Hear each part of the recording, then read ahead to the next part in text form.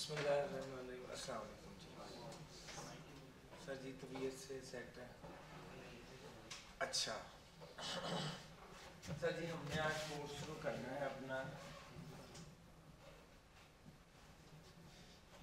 सी lock.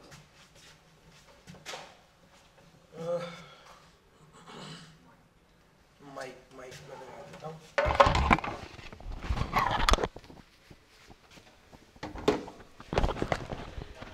थोड़ा सा sir आप अपना इंट्रो देंगे वन बाय वन, उसके बाद हम चलेंगे। जी भाई प्लीज़ आप बताइए।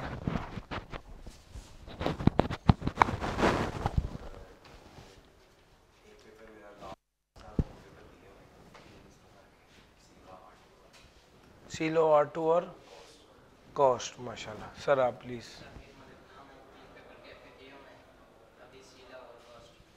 कैसे हो गए पेपर? अच्छे हो गए माशाल्लाह। और आप बताइएगा भाई। अस्सलाम वालेकुम।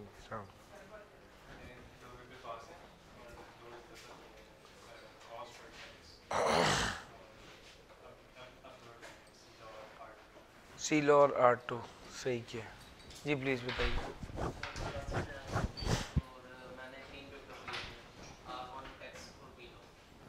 R1 टैक्स और बीलो सही।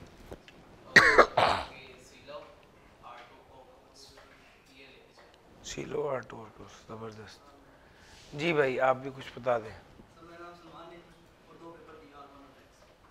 और अब इसका ये उठाया है। और आगे पढ़ कौन से रहे हैं? ठीक है। आपके दो पहले पास हैं। आपका पहले कैफ में कोई पास है? बीलो पास सही। जी पहले चारों दिए। पहली अटेम्प्ट है। जी भाई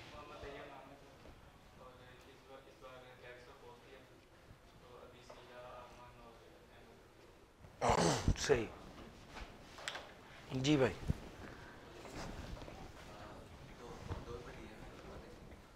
आगे तीन दिन है। कौन कौन से? सही। जी भाई ठीक। अच्छा एक ओवरऑल असेसमेंट में मैं सबसे पहली बात तो ये कहूँगा कि आपके ग्रुप बी का सबसे आसान पेपर सीलो है। बल्कि अगर सच बताऊं तो कैफ का सबसे आसान पेपर सीलो है। और मतलब मैं टैक्स की, ऑडिट की, बाकी क्लासेस में काफ़ी लंबी चौड़ी तकरीर करता हूँ कि यार ऐसे करें, ऐसे करें, ऐसे ना करें। इसमें सिर्फ एक ही बात है, आप रेगुलरली क्लास ले, पेपर पास हो जाएगा। रेगुलरली क्लास लें। अगर आप सिर्फ रेगुलरली क्लास लेके मेरे साथ चीज़ें रिवाइज करते रहते हैं ना, तो आपका पेपर पास हो जाएगा इंशाल्लाह। पिछले सेशन का अल्हम्दुलिल्लाह रिजल्ट और feedback immediately after the exam इतना ज़बरदस्त था। मैंने एक तो उनको थ्रू आउट जब पढ़ाया तो हम 4-4 बार एक एक एरिया रिवाइज कर चुके थे। अच्छा वो एरिया रिवाइज करने के बाद मैंने ना उनको आखिर में एक पास पेपर सेशन कराया जिस तरह टेक्स्ट का कराया था आप लोगों को। अच्छा उस पेपर के बाद ना मुझे एक बच्चे का मैसेज आया, कहता है सर आपका बहुत शुक्रिया। मैं कहा खैर है, अब तुम्हें अचानक शुक्रिया क्या याद आया? कहने लगा सर वो जिस तरह आपने कहा था ना कि 30 से 35 मार्क्स का रट्टे वाला पेपर आएगा, बिल्कुल वही आया। और जिस तरह आपने कहा था ना कि पहले आधे घंटे में आपने ये वाले रट्टे वाले सवाल हटा देने हैं, मैंने बिल्कुल वही किया। और यकीन करें पेपर के आधे घंटे बाद मुझे श्योर था कि मैं पास हूँ। सर आप सोचें पेपर के आधे घंटे में आपने 33 मार्क्स का पेपर पूरा सही छाप दिया हो, फिर आपको कोई फेल नहीं कर सकता अल्लाह ताला की मेहरबानी के साथ। ऐसे ही है ना?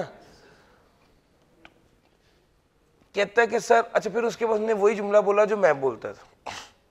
कहता है कि सर बाकी सवाल पढ़ना शुरू किए तो वो भी वही, रैपर खोलो तो अंदर से रट्टे वाला सवाल निकलता था।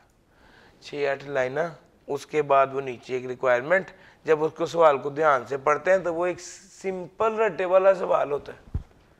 तो मैंने उसका नाम रखा हुआ था कि यार सिर्फ रैपर का फ़र्क है, रैपर खोलोगे तो अंदर से रट्टे वाला सवाल निकलेगा। कहते हैं सर वो रैपर खोलते थे, अंदर से रट्टे वाला सवाल निकलता था, 30 मार्क्स वो वाले थे।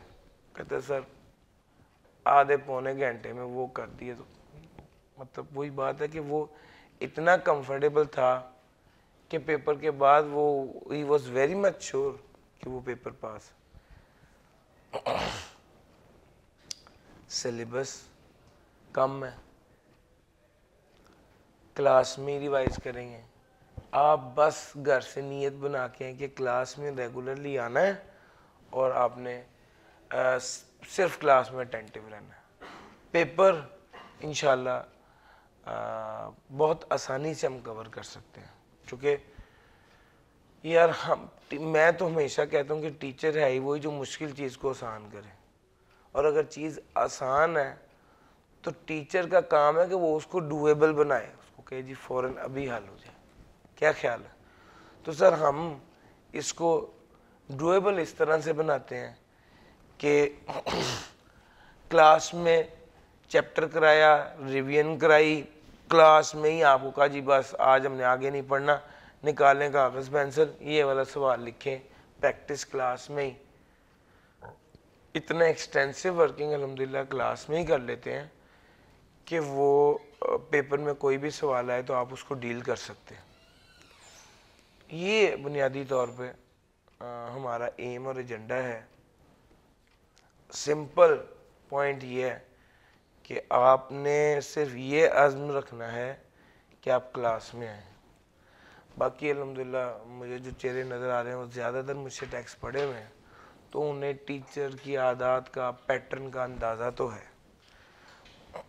रेगुलरली क्लास में आएंगे, क्लास में ही पढ़ेंगे, क्लास में ही इंशाल्लाह आगे निकलेंगे। कुछ मेरे पास इंफॉर्मेशन बाकी है, लेकिन कहते हैं ना 90% चेहरे ही वो हैं जो पहले देखे हुए हैं, तो मुझे लगता है कि वो पुरानी वाली बातें बहुत ज़्यादा दोहराने की ज़रूरत नहीं है। बस एक मोटी बात ये है कि यार आप हमारा काम है चीज़ को इजी करके आपके सामने पेश कर देना, उस तरह जिस तरह से पेपर में आना, और आपका काम है कि आप उसको तैयार करें। तो जनाब ये दो चीज़ें हैं जो हम इसको लेके चल रहे होंगे। उसके अलावा अगर हम ये बात करें, ये वाले एरिया इंपॉर्टेंट है कि अब पेपर की नेचर क्या है। पेपर की नेचर ये है कि तकरीबन 35 to 40 मार्क्स का आता है रट्टे वाला। अगर मैं नेचर द सब्जेक्ट की बात करूं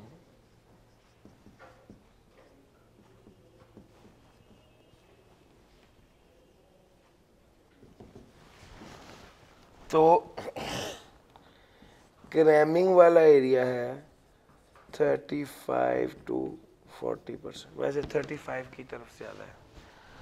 और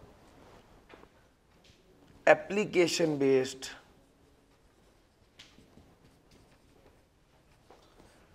जिसको सिनेरियो बेस्ड कहा जाता है, एप्लीकेशन बेस्ड जिसको सिनेरियो बेस्ड कहा जाता है, वो है तकरीबन 60 to 65%। और इस एप्लीकेशन बेस या सिनेरियो बेस में भी 50% के करीब पार्ट वो होता है जिसका रैपर खोलें तो अंदर से ये निकल आता है। तो अगर आपने क्रैमिंग अच्छी की हुई है तो आपको इस पेपर में पास इंशाल्लाह बहुत आसानी से हो सकता है। और उसकी ज़िम्मेदारी, चूँकि हमारा सिलेबस इतना मुनासिब है, उसकी ज़िम्मेदारी मैं ले लेता हूँ। सर सिर्फ जाग के घर से नीयत बना के आए कि हमने पढ़ना है और क्लास में याद करना, तो क्लास में ही तैयार हो जाएगा। नेचर ऑफ द सब्जेक्ट ये बुनियादी तौर पे है आपकी कि आपने जो है वो क्रैमिंग एरिया जो है उसमें से तो आना ही क्रैमिंग है, एप्लीकेशन बेस में से भी क्रैमिंग वाला एरिया कर लिया तो आप पेपर का ट्रिकी पार्ट करने से पहले ही पास होंगे। यानी अगर मिसाल के तौर पे पेपर आपने 1.5 घंटे में 65 मार्क्स का पेपर कर लिया और आपको पता है ये ठीक है, सर आपका कॉन्फिडेंस इतनी ऊपर चला जाता है कि आप ट्रिकी पार्ट भी बहुत अच्छा हल कर पाते हैं, आपके पास टाइम भी होता है। वही पॉइंट है, हमने इंशाल्लाह इख्तियार ही ऐसे करना है कि आप 1-1.5 घंटे में ये वाला एरिया फड़का दें, और जब आपने ये कर लिया तो बाकी एरिया आपका कॉन्फिडेंस ऊपर, नॉलेज की बेस पर आप बहुत अच्छा कर पाएंगे। और इंशाल्लाह इस तरह एप्लीकेशन बेस्ड एरिया के लिए हमारे पास होती है practice.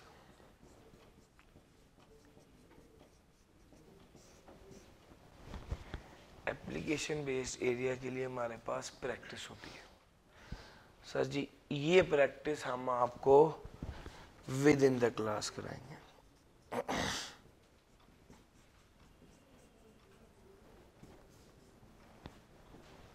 With in the class कराएंगे। दूसरे नंबर पे अब हमारे पास काफ़ी मेजॉरिटी ऑनलाइन में भी है। अब यहाँ पर इंशाल्लाह हम इस चीज़ को इंश्योर करेंगे कि हमारे पास इतनी रीजनेबल स्ट्रेंथ है कि मैं हर बच्चे का खुद चेक करूं, हर बच्चे का। मैं नहीं, आपको सवाल लिख के दिया है बोर्ड पे, करो सवाल, और मैं आपका सवाल चेक करके आपको गलतियां आइडेंटिफाई करके बता रहा हूँ। तो हर बच्चे का मैं खुद चेक कर रहा हूँ। हाँ, अलबत्ता जो ऑनलाइन स्टूडेंट हैं वो क्या करेंगे फिर? ऑनलाइन वाले स्टूडेंट्स हम लोगों को वो रिटर्न अपना पेज लिखकर व्हाट्सएप कर देंगे, क्योंकि एक तादाद काफ़ी ऑनलाइन में भी है, तो हमें उसको उनको भी बताना है कि वो कैसे चल रहे होंगे। कोई मसला नहीं है, वो सवाल हल करेंगे। मैं दरमियान में कहूँगी जी यहाँ पर वीडियो पॉज कर दें, और ऑनलाइन स्टूडेंट्स वालों को चाहिए कि वो भी वीडियो पॉज करके यहाँ पे ये वाला सवाल पूरा हल करें। फिर उसके बाद मैं आप लोगों का चेक करूँगा। फिर आप लोगों का चेक करने से जो एक इंस्ट्रक्शन होगी ओवरऑल सवाल को हल करने के बारे में वो बता रहा हूँ, वो ऑनलाइन वाले भी सुनेंगे, लेकिन उनको दरमियान में वीडियो पॉज करके खुद वो सवाल हल करना चाहिए, और वो सवाल हल करके हमें व्हाट्सएप भी करेंगे, और अगर कोई मज़ीद डिस्कशन हुई तो हम उन्हें वो व्हाट्सएप पर बता रहे होंगे। तो इस तरह से वो लोग भी एंगेज्ड रहेंगे और आप लोग भी एंगेज होगे इंशाल्लाह। ये हमारा पैटर्न होगा, with in the class practice, with in the class discussion. आपने घर का पढ़ना, अभी तक मैंने आपको घर में पढ़ने का कुछ कहा तो नहीं। आपने घर सिर्फ तब पढ़ना है जब मैं आपको टेस्ट दूंगा, और वो टेस्ट, वरना आम तौर पे मैं अभी पिछली क्लासेस में, ऑडिट की क्लास में भी 1.5 घंटा, टैक्स की क्लास में भी 1.5 घंटा कह चुका हूँ, लेकिन आपको कह रहा हूँ आपने रूटीन में रेगुलरली क्लास में आना। पढ़ना कब है? जब आपको टेस्ट दूंगा तो उस दिन आपने 2 to 3 आवर्स उसको ज़रूर तैयार करके टेस्ट देना। नॉर्मली सी लॉ की क्लास 5 days a week होती, तो आपके पास बड़ा अच्छा टाइम होगा दरमियान में भी, जब आपको कहा जाए टेस्ट का, ने टेस्ट देना। वो टेस्ट जो है ना, उसको अगर आपने तैयार करके दे दिया तो हमारे लिए बड़ी आसानी होती है। क्या हम आपको वो सारी चीज़ सिखा पा रहे हैं जो हम चाहते हैं, या क्या आप आई कैप के लेवल पर आ पा रहे हैं? इस चीज़ को हम इंश्योर कर रहे होंगे सी लॉ के इस सब्जेक्ट में, और इंशाल्लाह हम बड़े लास्ट सेशन के फीडबैक से मैं बड़ा एक्साइटेड था कि स्टूडेंट्स जितनी ईज़ के साथ वो पेपर हल कर पाए, क्योंकि ना जो टैक्स का सब्जेक्ट है ना उसमें एक लड़ाई है। अब जितनी भी तैयार करा लें टैक्स, उसने एक न्यूमेरिकल देना है, और न्यूमेरिकल उस मौके पर ही हल होना है। लेकिन अगर आपने बच्चे को तैयार कराया हुआ है और वो 60 नंबर का सीधा सीधा रट्टा आ रहा है, तो टीचर ही कहना यार अल्लाह का शुक्र है, ये पेपर तो उल्टे हाथ से भी बच्चा करे तो निकल जाएगा। तो वो वाली कंफर्ट आई कि आपके पेपर्स में कम आती है, लेकिन इंशाल्लाह वो हम सी लॉ के पेपर में अचीव कर पाएंगे इंशाल्लाह। तो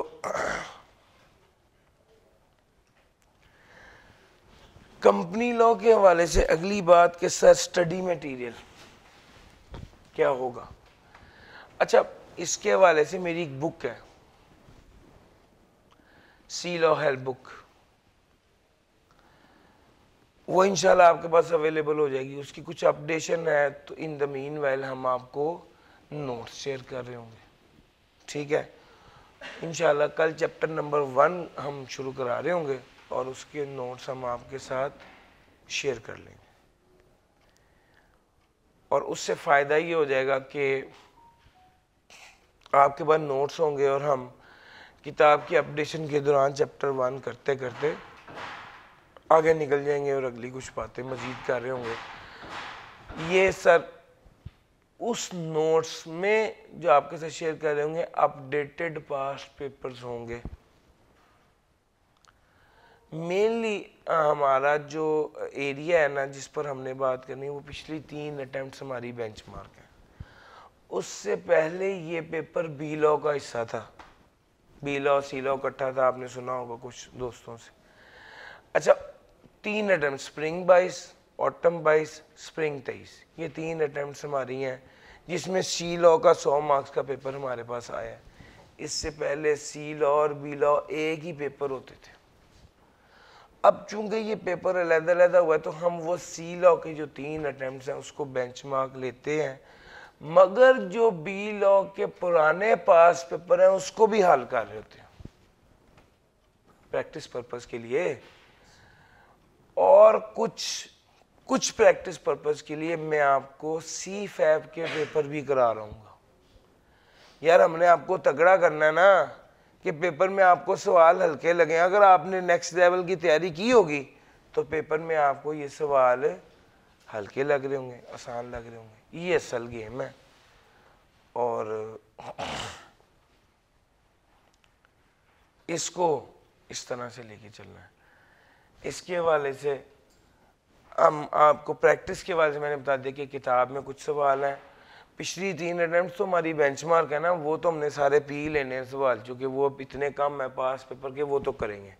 उसके अलावा जो बी लॉ का कुछ सवाल आते थे वो, और कुछ सी फैब के कुछ सवाल जो कि हम मुझे लगता है कि इस लेवल के हैं कि वो यहाँ पर आपको कराए जा सकते हैं, इंशाल्लाह वो हम करा रहे होंगे। तो ये हमारी स्टडी पैटर्न और डिस्कशन होगी और स्टडी एरिया होगा आपके पास पेपर। अच्छा, इसमें नॉर्मली चूँकि सिलेबस हमारे पास बहुत ज़्यादा नहीं है, तो इसमें ये वाली ऑप्शन सिलेक्टिव स्टडी की या कोई एरिया की है या कुछ छोड़ा है, सर जो नोट्स दे रहा हूँ उसकी एक लाइन भी आपने स्किप नहीं करनी। और वैसे ही वो 70 सफ़ा है सर, वो पूरा सिलेबस 70 सफ़े में है, तो अब उसमें से फिर किसी चीज़ को स्किप आपने नहीं करना। तो वो ये होता है कि आपको वो सारी चीज़ें दी जाएंगी, फिर आपने मेक श्योर करना कि आप इसको याद करें और कोई चीज़ दरमियान में छोड़े ना। और एक चीज़ जो बड़ी इम्पोर्टेंट है, वो जो मैं बारहा कहता हूँ, टेस्ट। सर ये जो टेस्टिंग सिस्टम है ना, लास्ट टाइम मैं थोड़ा सा आपको बताता चलूँ, हमने लास्ट टाइम कितनी टेस्टिंग की थी। एक हमने ड्यूरिंग क्लासेस टेस्ट किए थे, एक हमने सिलेबस कंप्लीट होने के बाद 10 डे टेस्ट थे, 10 दिन टेस्ट लेता था, एक चैप्टर के रोज। 12 चैप्टर हैं टोटल, तो मैं जो छोटे छोटे 2 थे उनको मिलाया, बाकी एक चैप्टर। तीसरे नंबर पे किताब को 3 हिस्सों में तकसीम किया, चैप्टर 1 to 4, 5 to 8 और 9 to 12। फिर उसके बाद यहाँ पर आया था 3 डेज के टेस्ट, और फिर उसके बाद चौथे नंबर पे क्या था जी, मॉक था। इतनी एक्सटेंसिव टेस्टिंग के बाद I was very much sure कि यार भी सवाल आएगा वो इससे बाहर नहीं हो। और अल्लाह का शुक्र है, मैं आपको फीडबैक पहले बता चुका हूँ कि बच्चा अगर आपको ये कह देना कि सर 30 मिनट में मुझे पता था मैं पास हूँ, तो आप कहते हो या अल्लाह तेरा शुक्र है, तूने हमारी इज्जत रखी है। ये सर टेस्ट का प्लान और सिस्टम है। थोड़ा सा इसको भी डिस्कस कर लेंगे यार, how to get 100% out of testing. हम बाज़ औक़ात ना टेस्ट परफॉर्म तो कर रहे होते हैं, लेकिन उससे वो मकसद हासिल नहीं कर पाते जो हमें करना चाहिए। कौन सा मकसद है हमारा? हम टेस्ट परफॉर्म करते हैं कि हमें हमारी गलतियां पता चले, ऐसा ही है ना। वो गलतियां तब पता चलेंगी जब तैयारी करेंगे, यस और नो। अगर एक बंदा नॉन सीरियस है और तैयारी नहीं करता तो वो गलतियां पता नहीं चला सकता। पहला स्टेप है सीरियसली तैयारी करके टेस्ट देना। सर फुली प्रिपेयर्ड होके टेस्ट देना। यानी कुछ बच्चे नॉन सीरियस होते हैं, हाँ उस किताब के पहले सफ़े का छापा ही था यार, करो ना, याद करके लिखो ना, फिर ही तो पता चलेगा कि आपको कितना याद था। सर जी समझ आ रही है? पहला स्टेप। दूसरा,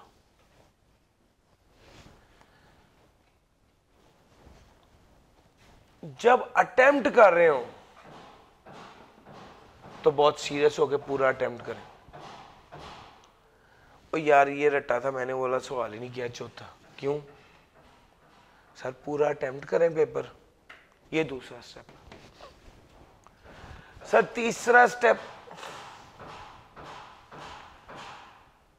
आप उसकी चेक्ड स्क्रिप्ट्स लाजमी उसको असेस करें और आइडेंटिफाई करें मिस्टेक्स को। अगर तो समझ आ जाए कि ये गलती क्यों हुई तो ठीक है, अदरवाइज डिस्कस करें with your teacher. Discuss this with your teacher. Teacher के साथ डिस्कस करें, भाई मैंने ये मेरे तो मुताबिक ये ठीक है, ये देखिए सर किताब में ये लिखा हुआ है, ये 4 में से 3 क्यों है? सर सीखें। एक बच्चा टेस्ट दे देता है और फिर मुड़ के नहीं देखता, सर क्या फ़ायदा, उसने मेहनत की लेकिन गलती जहाँ ठीक करनी थी वहाँ फ़ायदा उठाना था वो किया नहीं। यानी आपने गलती सीखने की कीमत अदा कर दी लेकिन गलती नहीं सीखी, ये गलत है। ये भी ज़रूरी है अटेम्प्ट करना, सीरियसली तैयार करके अटेम्प्ट करना, मिस्टेक्स को आइडेंटिफाई। सर ये टेस्टिंग सिस्टम में अगर ये 5 चीज़ें ना हो तो आप टेस्ट से वो फ़ायदा नहीं उठा सकते जो आपको एक्चुअल में उठाना चाहिए। सर ये हमारी जो है वो टेस्टिंग सिस्टम के हवाले से बात थी, और हम काफ़ी डिटेल टेस्टिंग सिस्टम कर रहे होंगे इस बार इंशाल्लाह।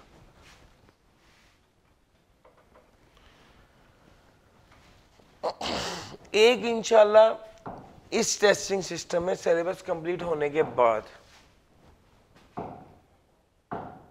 हमारे ये जो रिवीजन टेस्ट होते हैं इसके दौरान हम मेक श्योर करते हैं कि सारी रिवीजन भी हो। उस रिवीजन में हम क्या करते हैं कि आप सब लोगों को आपको कहते हैं भाई ये चैप्टर है, ये तैयार करो, कल इसका टेस्ट दो। फिर आप अगले दिन उसका टेस्ट देते हैं, फिर आपको टाइम देते हैं कि अगले दिन उसका टेस्ट लिया जाए। तो इस तरतीब से ये चल रहा होता है। आपके जहन में प्लीज़ कोई सवाल है तो पूछे। मैंने मैक्सिमम आज की बातें कर ली। हमारी बुक डिटरमिन है, हमारा टेस्टिंग सिस्टम है, हमारा नेचर ऑफ द सब्जेक्ट है, किस किस एरिया से कितना कितना आता है, वो एक स्लाइड है जो मैं आपसे डिस्कस नहीं कर रहा। इंशाल्लाह वो जैसे जैसे पढ़ते रहेंगे मैं आपको बता दूंगा, स्लाइड्स में आपके साथ शेयर कर दूंगा। जी सर, कोई सवाल है तो प्लीज़ वो पूछिए।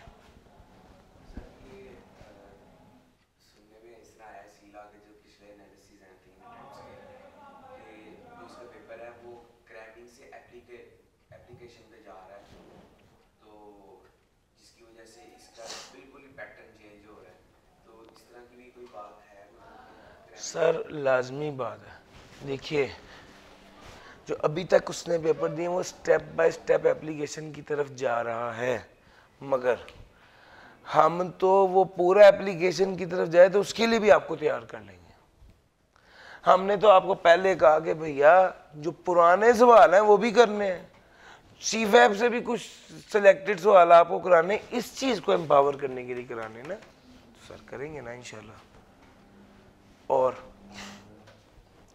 इस तरह मूव हो रहा है पेपर, लेकिन अभी ना बड़ा मार्जिन है। जनरली एक बच्चा बहुत अच्छा रट्टा लगा ले तो ये पेपर पास कर सकता है, लेकिन रिस्क से बचना है तो फिर इसको प्रैक्टिस करें। और हमने आपको रिस्क फ्री प्रैक्टिस करानी है, हमने आपको इसमें नहीं रखना कि यार देखी जाएगी, हमने बाकायदा आपको मेहनत करवानी। जी सर, कोई बात जो आपके जहन में आ रही हो?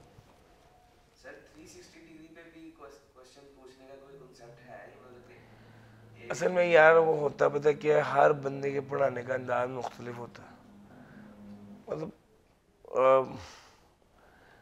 मतलब मैं बैठे बैठे आपको कहूँ कि यार ये रेक्टेंगुलर टेस्टिंग सिस्टम है, क्योंकि इसमें 4 टेस्ट हो रहे हैं, चारों कोने हैं, तो अब एक ये नई वैरायटी में पैदा करता हूँ।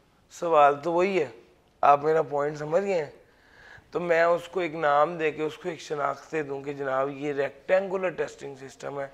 पहले हम इस कोने पर जाएंगे, फिर इस कोने पर जाएंगे, फिर इस कोने पर जाके जब हम इस कोने पर होंगे तो हम फौरन इससे जुड़ जाएंगे। ये एक बात को एक्सप्रेस करने का अंदाज होता है। अल्लाह ताला सबको खुश रखे, ठीक है। तो मैं समझता हूँ हर बात को, लेकिन हर टीचर का एक तरीका है पढ़ाने का। कंटेंट फोकस्ड है, एज लॉन्ग एज वो आपको अनेबल कर रहा है, वो आपको अच्छा तैयार कर रहा है तो बहुत अच्छा है। उसके नीचे वाले सवाल पढ़ेंगे तो आपको फील होगा कि यार इसमें तो कोई ख़ास बात नहीं थी। उसके नीचे वाला जब सवाल पढ़ेंगे ना, 360 डिग्री जो लिखा हुआ है उसके नीचे जब सवाल पढ़ेंगे तो हो जाएगा अच्छा चलो ठीक है, अल्लाह ताला आसानी करे। ये बात ले सर, और कोई बात? बाकी यार टीचर का अपना अंदाज है उसको लेके चलने का, एक वो जिस तरीके से उस सब्जेक्ट को लेके चलना चाहिए अपने अंदाज को वो करे। देखो राइट है, हर बंदा कर सकता है, करता है, करे। मेरा ख्याल है कि as long as the students are being served, बहुत अच्छी बात है। सर क्या पूछना चाह रहे हैं? क्लास 5 डेज अ वीक ठीक रहेगी, 5 डेज। 5वें दिन वैसे टेस्ट ही होगा, लेकिन होगी 5 डेज। 4 डेज क्यों रखना चाह रहे हैं आप? नहीं नहीं, जुम्मा तो जुम्मे के टाइम पे नहीं होगी क्लास। जुम्मा होता है 1 से 2 के दरमियान, उस टाइम पे क्लास नहीं होगी। ये क्लास 11:15 से 11:15 ख़त्म, उसके बाद जुम्मा पड़ेगा। जुम्मे वाले दिन क्लास टाइमिंग में भी टेस्ट हो सकता है, फिक्स जुम्मा नहीं है, डिपेंड है। मेरा चैप्टर थोड़ा सा रह गया है तो मैं शायद जुम्मे वाले दिन क्लास रख के तो चैप्टर करवा दूँ और मंडे को टेस्ट रख लूँ, तो ये तो हमारी कन्वीनियंस पे है, लेकिन होएगी 5 डेज, ठीक है। हमारा टारगेट ये है कि हम उसको टाइमली ख़त्म करके 4 डेज अ वीक करें, तो फिर ये वाले जो 10 डेज हैं वो हम स्पेयर नहीं कर पाएंगे। मेरा दिल चाहता है हम ये वाले 10 दिन एंड पे स्पेयर करके ना एक बार फिर मांझा अच्छे से दे दें, उसको अच्छे से तैयार करा दें कि वो आपका यहीं पे ही तैयार हो। ये 2-2 बार इस तरह पढ़ाना दूसरे सब्जेक्ट में उस तरह मुमकिन नहीं है, लेकिन अगर इसमें है तो हम इस पर एक्स्ट्रा ऑर्डिनरी एफर्ट करेंगे इंशाल्लाह। जी भाई। और कोई बात सर, कोई सवाल, कोई शिकवा, कोई बात? डन है यार? नहीं सर, आज के लिए इतना ही था फिर, थैंक यू। ये क्या चीज ला के रखी थी भला?